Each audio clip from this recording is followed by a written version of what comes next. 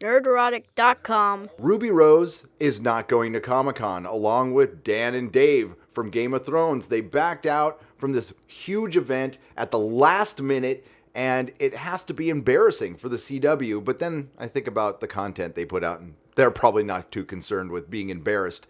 Now, Batwoman is going to be the most woke show on television, and this was going to be a great opportunity to be incredibly woke at Comic-Con, and it still will be. But it's going to be very hard to have your Batwoman panel without your biggest star. Why the hell did she back out at the last minute? Now, we know why Dan and Dave backed out, and it was probably a smart move, although I respected them a little bit for actually going.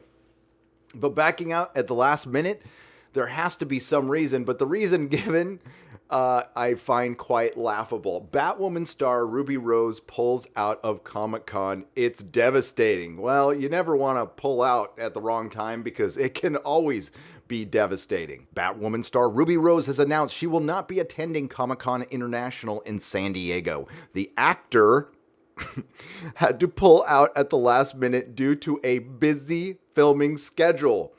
Rose made a video to explain the situation and to apologize to everyone who wanted to see her at the event this weekend. I will unfortunately not be able to make it to Comic-Con this year, and it is devastating, Rose said on her Instagram account. Just know that we tried everything that we could humanly to be there.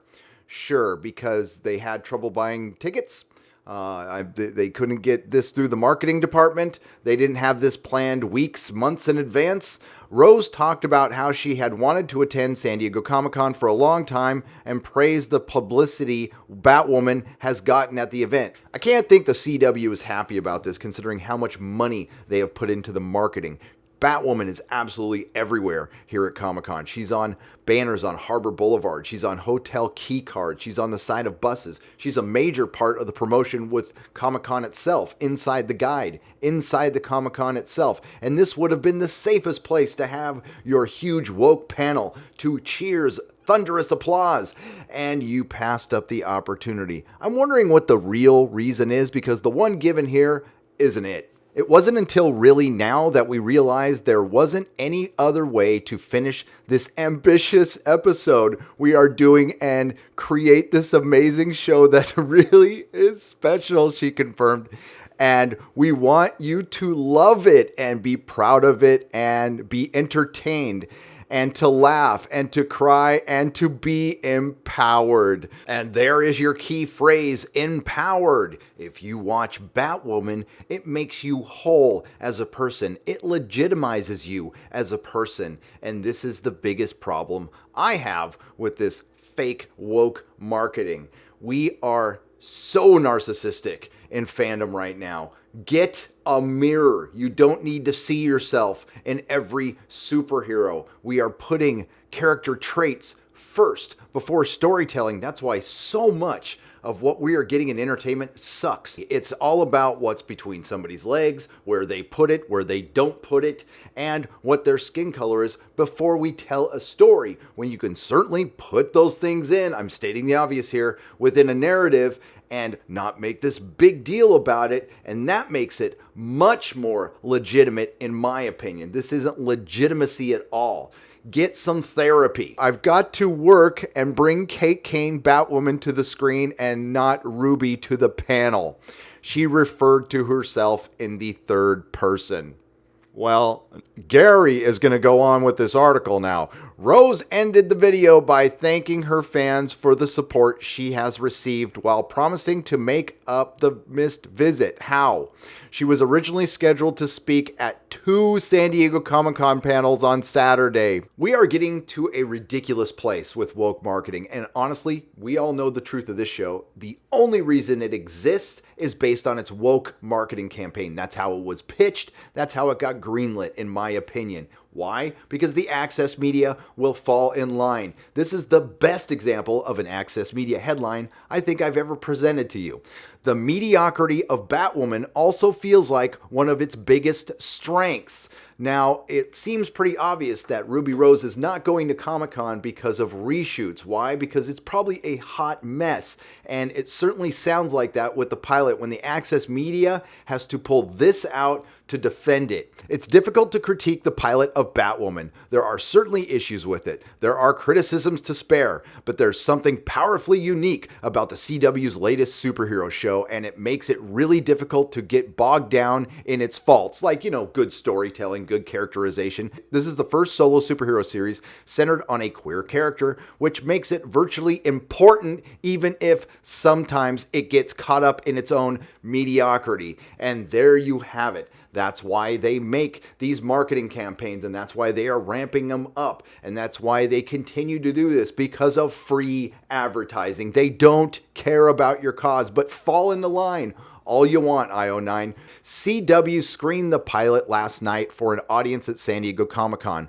We've seen a rough cut of the same pilot, and it should be noted that some things, like clunky edits, infights, weird musical cues, crummy effects, could very well be changed by the time the show premieres on the CW later this year. And we're still months away from most people seeing it, and things could change. I'll be avoiding major spoilers, and there's at least one that's devastatingly lovely. We're going to get to the point of this article because it really has zero to do with the actual show objectively. CW superhero shows are loaded with some pretty dang decent representation, so as monumental as Batwoman's introduction is, it also isn't. She's not the first gay superhero. She's not the first lead gay superhero. She's the first gay superhero who is the titular character of her show, and that's splitting hairs when it comes to semantics. Well, this is all about semantics and constructs. We're actually all, and I'm going to state the obvious because I'm on YouTube, it's part of my job, individuals. With Arrow ending this fall, the CW could have been lacking in a brooding rich kid turned vigilante, but Batwoman is going to fill that hole left practically perfectly. The bonus for people who care about such things, which is only IO9 in the Access Media, is that instead of a straight white guy murdering his way through the city, it will feature a gay white woman punching her way through the city. I, for one, am totally okay with that and eagerly looking forward to Batman's inevitable appearance. But let's find out. Let's take a look at the next Batwoman teaser. You're getting 3 videos in one because, well, I just don't have the time. I'm actually waiting for Jeremy right now. So let's take a look. All right, we're going to get some new footage. Pink one, maybe. Or I could do... Okay, nobody picks tattoos off the wall. Your boyfriend's name inside a little heart. Oh, yeah. It's going to be a bat symbol. The Batwoman symbol, yeah. Toughest tattoo to make in the world. Oh, God. This makes me want to take every tattoo off my body. It really does. Is this from the show? Oh, so we got some promo. Busy night tonight. Everybody in here wants the same thing.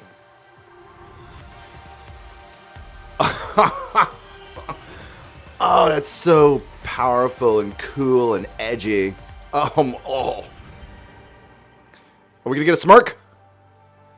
She can't act. Oh, this thing's... Oh, God. Okay, this thing's gonna be terrible.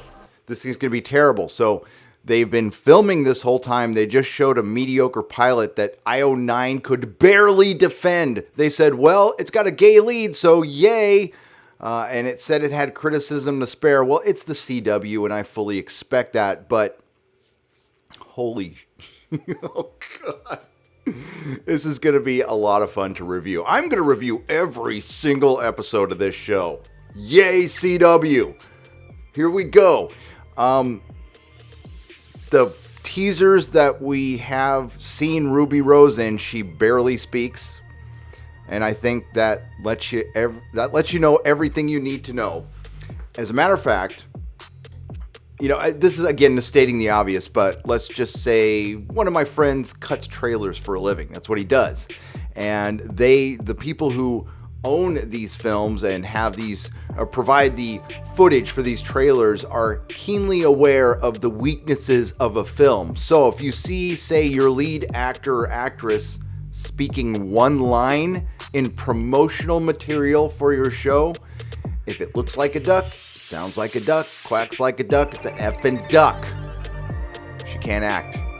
She's very pretty, but she can't act. And, you know, two women making out and punching bad guys will go a long way.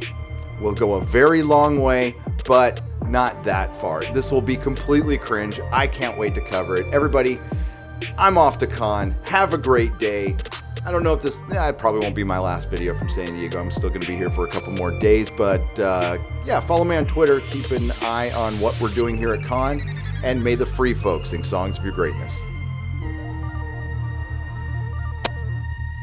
Nerderotic.com. Please subscribe.